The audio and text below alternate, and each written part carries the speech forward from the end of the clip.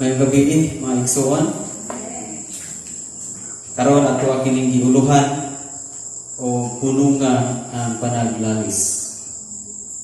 Sa Panultihon 17 verse 14. Ang sinugdan sa panaglalis sama sa liki diha sa tangke sa tubig. Busa puno nga kini sa diling pangudako. So, ang atuang relasyon sa atong isig katao, sa atong pamilya, sa atong uyab, sa atong isig ka magtotoo, prod kayo taani gitawag og panaglalis.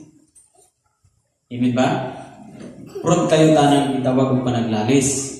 Asawa, bana, anak, inahan, no? Lulu, lula, no? Wala gyud roy makita nimo nga wala gyud makaagi og panaglalis.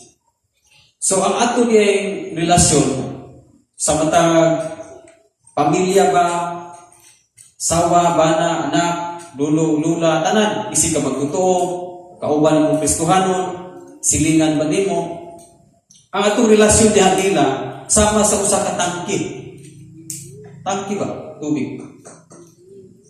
Sama usa ka tangke nga sudlanan o di ba kanang tangke is kuha na siya, stakanan o tubig nga para mo-release dito sa ubos.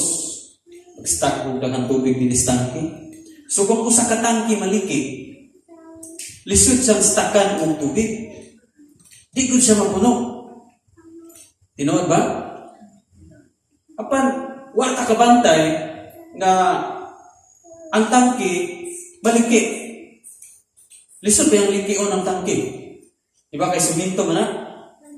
Lisod siyang likion. Munang, atong tanawang diri nga, nga naman, nga ang panaglalis, mao may sinugdanan sa usa ka liki, diha sa tangke. Tuning pagkaisugutan karon. Pero ato sa imagine nga, wag ta kabantay ang tangke nga maliki. Siguro, doon ay tangke nga maliki, kana nang mahubsan, rapang wala siya kaagasig tubig, yan ang ulan, ang init na mong tangke, maliki din na siya. Pero kung puno og tubig ang mong tangke, sige ka puno og tubig, posibleng maliki siya sa init, nga bugnaw manana sa sulod. So, posible kayo nga maliki. Siguro, maliki siya kung dili pa yung pagkatrabaho ang maong tangke. Okay? So karon ato ning sigutan about sa relasyon kay nagtumong man ni sa atong relasyon. Ug kinsa man ato relasyon sa Ginoo, number 1 gina. Ato relasyon sa Ginoo. So kung makiglalis ta sa Ginoo, nabanggusupak tas kamputon sa Ginoo, mo ni ang hinungdan sa liki. Unya kaning liki adunay tulo ka punto nga atong isigutan karon. Kung unsa may ikatampo ani panaglalis, unsa ay gubon ani panaglalis sa atong relasyon. Na ay gubon sa atong relasyon ani panaglalis. Number 1, nagubon sa atong relasyon may tungod sa kaning panaglalis. Una, ang panaglalis makapagap sa atong mga relasyon. Number 1 na, makapagap. Gusto ka ning gap?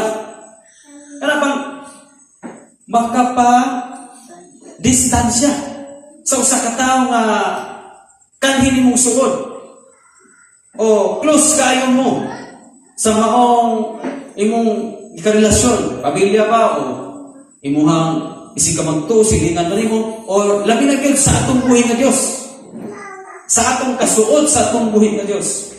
Apan kung mahitabo nga anaro na ito itong ginabuhi sa anong itawag o panaglalis, kung maliki ang usap ka tangke, kung imong tanawon niya, naa siya'y gap. Amen? Pag maliki gani, so, doon na siya'y gap. No? Mapikas na siya, matabas na siya. So, dili na sila tapot. Ang kanhing suod, kanhing tapot sila, close kayo sila, adunay pagkasiak. So muna ang unang punto, kung magpadala kita sa atong panaglalis, wala ko'y pagpaubos, mo ni makagap sa atuang mga relasyon. Bantay kabisan sa panaguyab. Di ba ka man ang uyang gamay na lilis-lalis? Dili na gani magtingganan. Suga. Oh. Di ba? Sa ato pong pamilya, o bana ba o usawa, natay pa naglalis. Naadyoy gap. Makita yun mo nga naadyoy gap. O kabalo mo iksuon ka ng gap. Ang gap, maunay ko'y anan sa garbo. Ang gap, kanabang napikas niya, maunay ko'y anan sa pride. That's why lisod kaayo ang pagpabalik sa atong relasyon nga aduna nay gap. Kay bataha ang mutagad.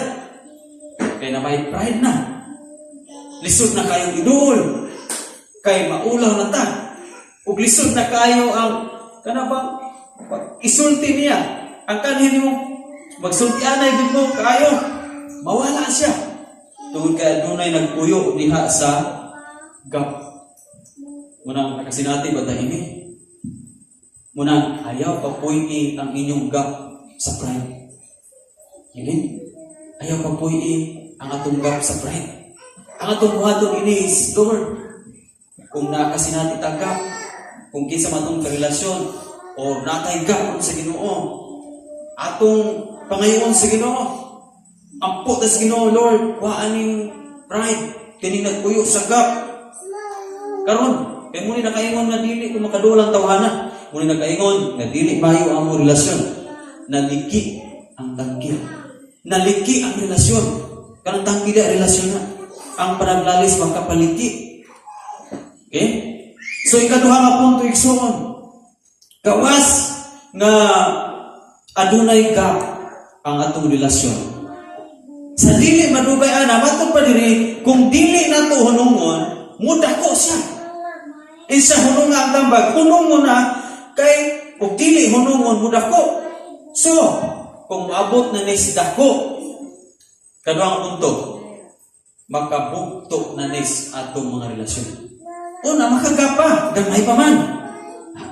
Distansya sa ta. Isa ta mo tagal.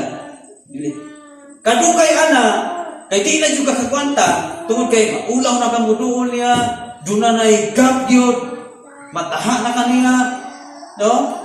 Mag-smile ka pero dili na gyud kay ka maghanon niya. So, kadugay ana moabot na sa pagkabugto. Pagkabugto, sample sa manag-uyab. Posible gyud ang mga relasyon sa manag-uyab. Kung magpadalas ka, papuy-an nilang pride ang ka. Ang sunod na bugto ang relasyon bulag. Pagkabulag, no naman. Budak ko gani na siyang panaglalis, kung di ligid masitol, bungkago ng atong mga relasyon. Kaya gipuyan man og pride. Basta magpuyo na gani ang pride, wala ilaing puntarya ang pride. Bungkago ng atong mga relasyon. And it says mo ni giingon sa ginutambag sa Ephesians chapter 4, verse 26 to 27. Kung masuko ka mo, ayaw buhata nga makasala ka mo. Ayaw paluntara ang iyong kasuko sa tibok adlaw. Yan sa verse 27, ayaw hatagig higayon ang yawa.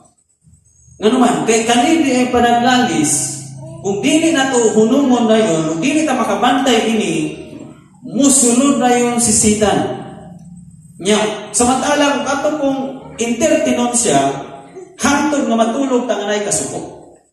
Pero ang tambag sa Ginoo, ayaw pa paluntara o tibok adlaw ang kasuko.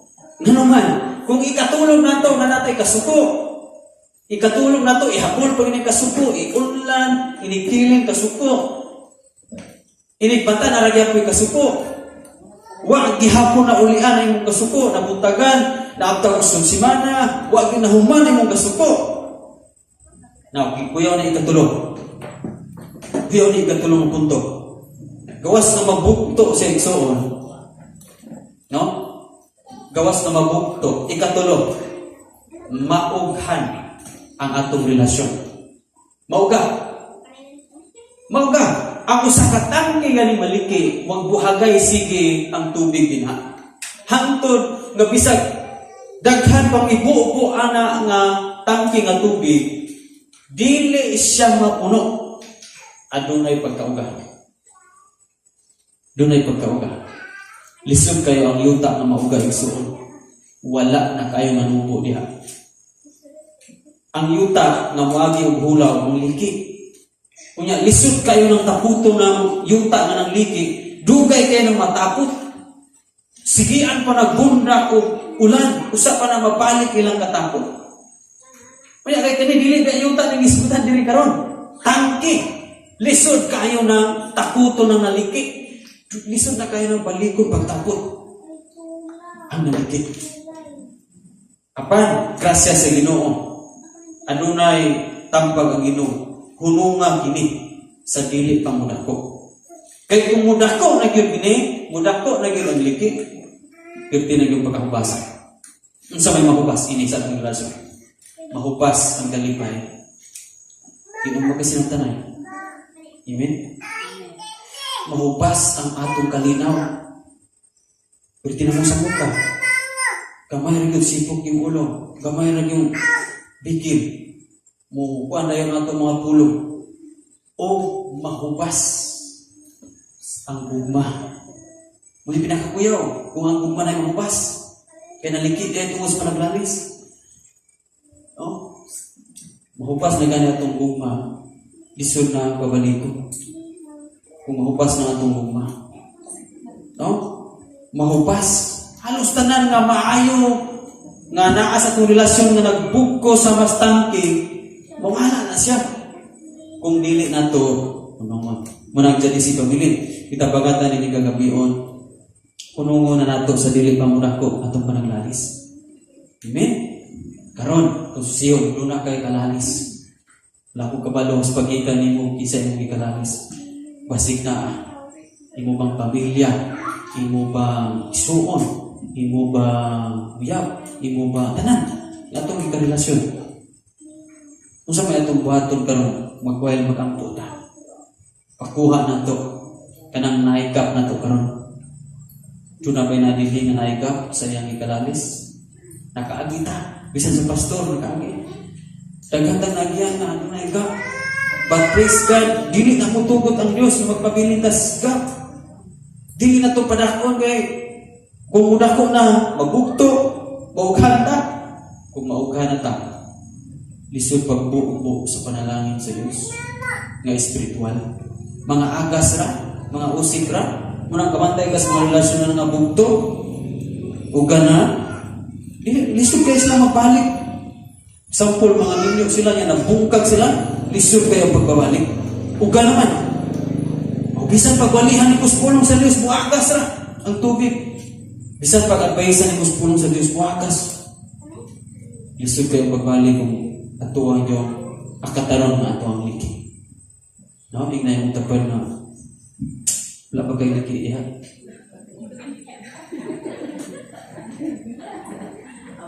Kung hilig ka o pagiglalis, buot pasabot, ganahan yung kang daghang mangliki sa imong kinabuhi.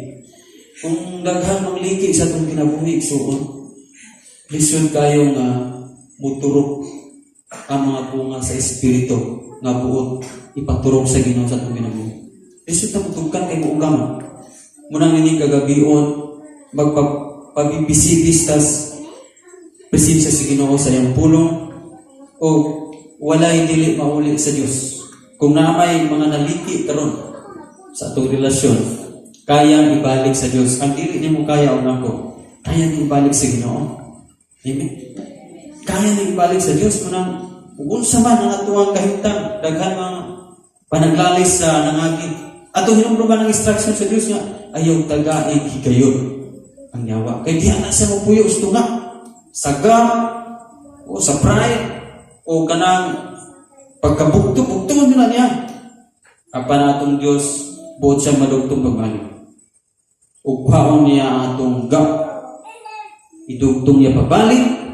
Dayon iyaha pa bisibisan sa iyang pulong aron nga udi ta mamala. Dili mala atong pagtagad sa atong isigata. Kubantay ka ng mga mala kayong dinagdan. Sampol na kay kalalis, kagin buta ni natay kalalis, di ba? Mala kay atong pagtagad.